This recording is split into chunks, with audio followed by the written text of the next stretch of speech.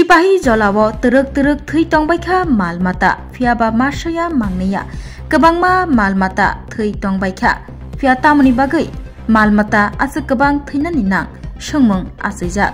bisingtei koktoma manei tai bo saimankha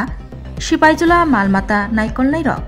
kaham chamung riyani bagai teruk-teruk sak hamiao klaiui malmata rok thui tongbaikha hanei kok silchamung bo haino kasai faikha tei okok tomano ruksabai sipaijolani barja manjak Dr. Keshav Devnathno sengna thangka hinke bo sai khnarekha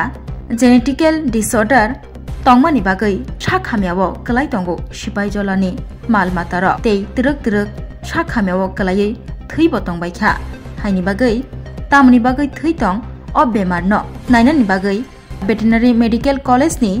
doctor rokni kaisa team bo phaiui naifaika phiaba mangsapano romoi manliya postmortem khlaimani yagulo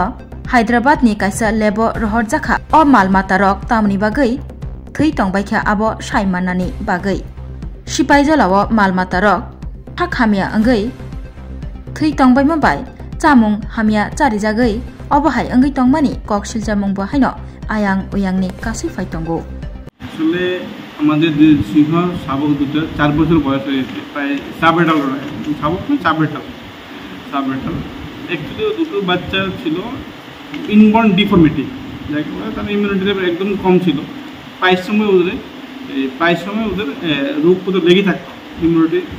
খুব কম ছিল ওদের হওয়ার কারণে ওটার মা বাবা ছিল রামসীতা তারা ছিল ভাই বোন তো ভাই বোন হওয়ার সত্ত্বেও তারা যে বাচ্চাগুলো ছিল ডিফর্মিটি হতো তো 104টা জন্ম নিয়েছিল 2টো বাচ্চাই আমরা হ্যান্ড রাইডিং করেছি হ্যান্ড রাইডিং করে দুটো ওদের নাম ছিল চিরমেরু তো প্রায় সময় লেগে থাকতো লাস্ট আমাদের 9 তারিখ থেকে একটা সমস্যা শুরু হয়েছে বলতে কি খাওয়ার ক্ষেত্রেও না একটা সমস্যা শুরু হয়েছে ফাইটিং উন্ড দেখা দিয়ে গেছে উনটা মোটামুটি সেরে গেছে ট্রিটমেন্ট সেরে গেছে বাট খাওয়া তারা ইমপ্রুভ করতে পারেনি অনেকদিন স্যালাইন দিয়েছি ট্রিটমেন্ট করেছি বাট কিছু ইমপ্রুভমেন্ট আলটিমেটলি এমএলটা আমাদের ছেড়ে চলে গেছে দেখলাম যে তার স্টোমাকে মানে পাকস্থলীতে সিভিয়ার গ্যাস্ট্রাইটিসের কারণে কোনো কিছু যা খেয়েছে পুরো পেটে জমে একদম ইম্প্যাক্ট হয়ে গেছে ডাইজেস্টিভ হয়নি সেই কারণে পুরো খাবার ছেড়ে দিয়েছে ও ঠিক আছে আমরা প্রিলিমিনারি ডায়াগনোসিস পেয়েছি আর